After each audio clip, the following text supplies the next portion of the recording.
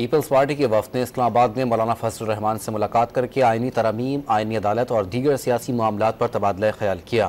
ملاقات کے بعد پیپلز پارٹی کی رہنما شیری رحمان نے کہا کہ عدالتی اصلاحات اور آئینی عدالت کے قیام پر تمام سیاسی جماعتوں سے بات ہو رہی ہے۔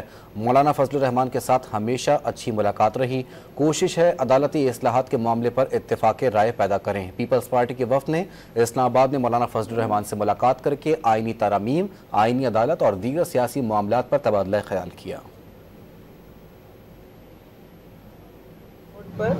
اور جوڈیشل ریفارمز پر اچھا، کئی بار ملاقات رہی ہماری بار ملاقات کی نوبت کیوں آ رہی ہے؟ کوئی ڈیولپمنٹ بھی ہو رہی ہے یا صرف ملاقاتیں ہیں؟